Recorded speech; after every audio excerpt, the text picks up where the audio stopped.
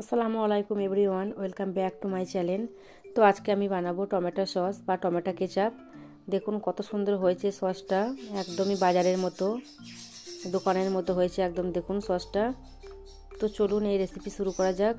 আর যারা আমার চ্যানেলটা এখনও সাবস্ক্রাইব করেননি তারা প্লিজ সাবস্ক্রাইব করে নিন, আর যাদের সাবস্ক্রাইব করা হয়ে গেছে তাদেরকে অসংখ্য ধন্যবাদ। তো চলুন শুরু করা যাক। তো এখানে দেখুন আমি 1.5 কেজি টমেটো নিয়েছি, আর এই টমেটোগুলো একদম পাকা টমেটো। দেখুন দেশি টমেটো নিয়েছি, আর এই টমেটোগুলো অবশ্যই পাকা হতে হবে, কাঁচা হলে ভালো সস হবে না, পাকা হলেই ভালো হয়। তো প্রথমে আমি এই টমেটোগুলোকে ধুয়ে নেব, তারপর এগুলোকে কেটে নেব ছোটো ছোটো করে, টুকরো করে। তো এখানে দেখুন টমেটোগুলোকে আমি ধুয়ে তারপর ছোটো ছোটো করে কেটে নিয়েছি, এই যে দেখুন। এরপর আমি একটা হাঁড়ির মধ্যে টমেটোগুলোকে ঢেলে নিচ্ছি, কারণ এই টমেটোগুলোকে প্রথমে সেদ্ধ করতে হবে, সেই কারণে। এরপর দিয়ে দিচ্ছি এর মধ্যে 2 টুকরো পেঁয়াজ, 6টা রসুন, 4টে লবঙ্গ আর 1 টুকরো দারচিনি। আর এই সব মশলাগুলো দিলে কিন্তু একদম দোকানের মতো পারফেক্ট একটা স্বাদ হবে। এরপর দিয়ে দিচ্ছি এর মধ্যে নুন দিয়ে দিলাম স্বাদ মতন। দিয়ে দিচ্ছি এর মধ্যে অল্প একটু পানি দিয়ে এটাকে আমি সেদ্ধ করে নেব, একদম পুরোপুরিভাবে সেদ্ধ করে নিতে হবে। এই যে দেখুন এটা সেদ্ধ হয়ে গেছে, টমেটোটা দেখুন সেদ্ধ হয়ে কত অল্প হয়ে গেছে দেখুন, আর ঠান্ডা হয়ে গেছে টমেটোটা সেদ্ধ হয়ে, আমি ঠান্ডা করে নিয়েছি। এরপর এই রসুনগুলো যে দিয়েছিলাম, রসুন, পেঁয়াজ, দারচিনি, লবঙ্গ, এগুলো আমি সব বেছে তুলে নিচ্ছি। দেখুন এইগুলো সেদ্ধ হওয়ার পর বেছে তুলে ফেলে দিতে হবে, কারণ এগুলো আমরা একসঙ্গে পিসবো না, এগুলো বাদ দিয়ে দিচ্ছি তুলে। এই যে দেখুন আমি সব তুলে নিচ্ছি।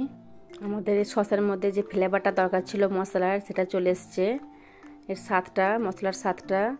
তো সেই কারণে এগুলোকে আমি তুলে ফেলে দিচ্ছি, এগুলোর দরকার নেই। তো দেখুন সমস্ত আমি তুলে দিচ্ছি। এরপর এটাকে আমরা পিষে নেব, একটা মিক্সার জারের মধ্যে নিয়ে এটাকে পুরো একদম ফাইন পেস্ট করে নিতে হবে। এই যে দেখুন আমি পুরো ঢেলে নিচ্ছি মিক্সার জারের মধ্যে। যে দেখুন কত সুন্দর ভালোভাবে সেদ্ধ হয়ে গেছে একবারে। তো আমি দিয়ে দিলাম পুরোটা, দিয়ে এটাকে আমি পিষে নিচ্ছি, তারপর দেখাচ্ছি আপনাদেরকে। তো এখানে দেখুন এই যে পেস্ট করা হয়ে গেছে, দেখুন কালারটা কত সুন্দর এসেছে। আর আপনাদের টমেটোটা যদি ভালো যদি কালার যদি না আসে, তাহলে এর মধ্যে 1 চামচ কাশ্মীরি লঙ্কা আপনারা মিশিয়ে নেবেন, তাহলে খুব সুন্দর কালার হয়ে যাবে।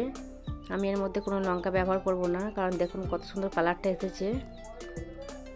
এরপর দেখুন এই পেস্টটাকে আমি একটা ছাঁকনির মধ্যে নিয়ে নিয়েছি অল্প অল্প করে, দিয়ে দেখুন এটাকে আমি ছেঁকে নিচ্ছি, কারণ টমেটোর যে খোসাগুলো আছে সেটা আমরা ফেলে দেবো, ওটা দরকার নেই।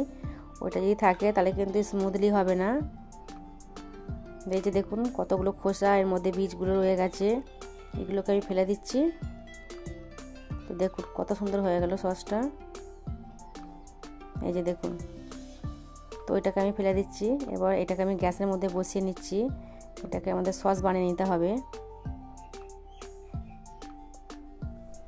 তো দেখুন গ্যাসটাকে আমি অন করে বসিয়ে দিয়েছি, দিয়ে আমি একটা খুন্তির সাহায্যে এভাবে নাড়ছি, নাহলে কিন্তু নিচে লেগে যেতে পারে, সেই কারণে এটাকে অবশ্যই নাড়তে হবে।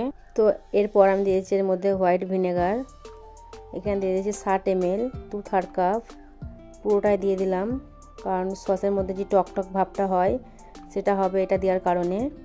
তো এটাকে দিয়ে আমি ভালো করে মিশিয়ে নিচ্ছি দেখুন। আর আপনাদের কাছে যদি ভিনেগার না থাকে, এর পরিবর্তে আপনারা লেবুর রস দিতে পারবেন, একটা লেবুর রস ভালো করে নিচড়ে দিয়ে দেবেন পুরোটা। এরপর দিয়ে দিচ্ছি এর মধ্যে 3 চামচের মতন চিনি, 3 টেবিল চামচের মতো চিনি, কারণ এর মধ্যে বেশি চিনি দেওয়া যাবে না, বেশি চিনি দিলে কিন্তু মিষ্টি হয়ে যেতে পারে, সে কারণে বেশি চিনি দেওয়া যাবে না। আর দিয়ে দিচ্ছি একটা তেজপাতাটা আমি দিচ্ছি ফ্লেভারের জন্য, এখন দিচ্ছি, এরপর পরে তুলে ফেলে দেবো। দেখুন কালারটা কত সুন্দর এসছে।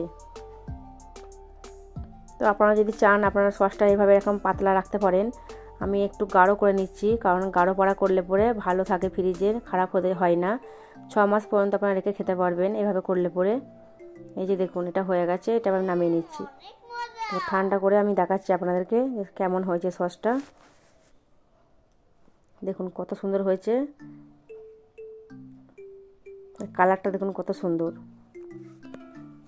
তো দেখুন রেডি হয়ে গেল টমেটো সস বা টমেটো কেচাপ।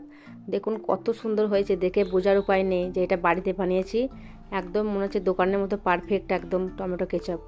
আমি চামচ নিয়ে দেখাচ্ছি আপনাদেরকে, দেখুন এই যে দেখুন কত সুন্দর হয়েছে একদম। আর আমি যেটা বললাম, আপনারা যদি চান এর মধ্যে একটু পাতলা করতে পারেন, আমি একটু ঘন করেছি, কারণ এই ঘনভাবে করে রাখলে পরে ফ্রিজে রাখলে 6 মাস পর্যন্ত কোনো খারাপ হবে না। এই সসটা থাকবে, আপনারা এই সসটা খেতে পারবেন সব কিছু স্ন্যাকের সাথে, আবার চাইলে তরকারির মধ্যে দিতে পারবেন এটা, এই সসটা। তো আপনারা অবশ্যই বাড়িতে একবার ট্রাই করবেন, আর কেমন হয়েছে আমাকে অবশ্যই কমেন্টের মাধ্যমে জানাবেন। তো এখানে দেখুন আমি একটা কাঁচের বয়েম নিয়েছি, এটা একটা বড় জ্যামের বয়েম।